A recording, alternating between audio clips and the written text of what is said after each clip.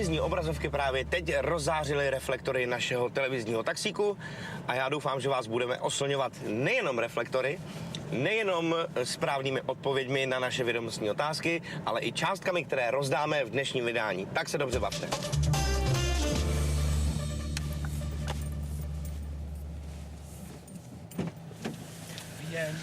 Dobrý den. Dobrý den. Bůh. Tak já vás vítám mě v taxíku, kde můžete být v balíku. To je jediný taxík u nás v České republice, který vám zaplatí a zaplatí vám rád. Dovezu vás taky, kam budete chtít, při troši štěstí.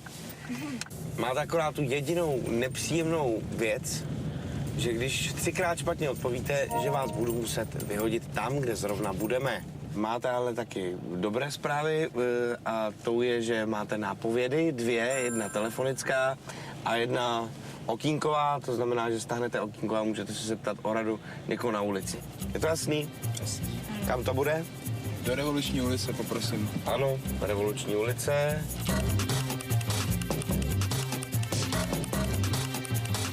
Tak, první otázka za 500. Komu pomáhají takzvaná K-centra? Drogově závislý. Jak to víte? Jednak spolužačka pracuje v jednom. Jo, tak to jo. Co znamená anglické slovo mushroom? Houba. Mushroom. Houba. Opakujte po učiteli, přesně tak. Další 500 získáte, když mi řeknete, kdo napsal Lucernu. Alois Jirásek. Věřím ti. Je to tak? Ano, Alois Jirásek. No a ještě jednu 500 vám tam šoupnu, když mi řeknete, kolik nul má za jedničkou miliarda. 9. Můžu to doříct aspoň. Ano, správně, máte 2000.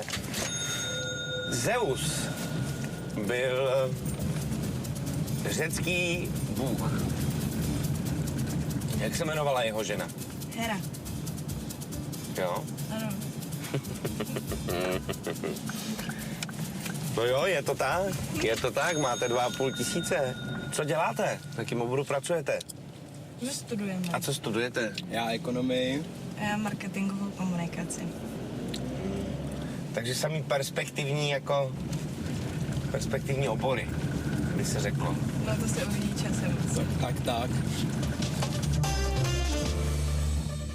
No tak půjdeme na otázky za 1000, jo? Dobrá. Rohanové to byl slavný šlechtický rod. Mě by zajímalo, z které země pocházeli. Zpívá o nich Richard Miller, Ano. což je Slovák. Čili to bude buď Maďarsko, Počkejte, Slovensko. a myslíte si, že si každý zpěvák píše texty? Ježišmarja, nevím. Ale já bych to stejně šoupla. Vůbec nemám představu teda. Nemáš představu, no? Ne, Já myslím, že by to klidně mohly být možná i Češi, ne? Jo.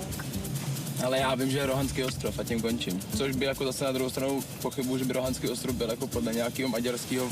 Srdce jako kníže Rohan se jmenuje ta písnička. Já bych dal možná fakt český. To je to šlechtický rod. Víš co, kdo bude mít takový jako Ánung, velký neboli povědomí. srdce? Prostě to nebude Čech.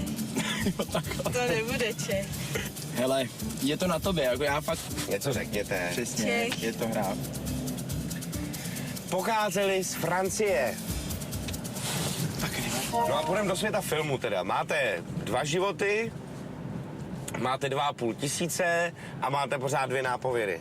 Věděli byste, kdo režíroval legendární televizní seriál Městečko Twin Peaks?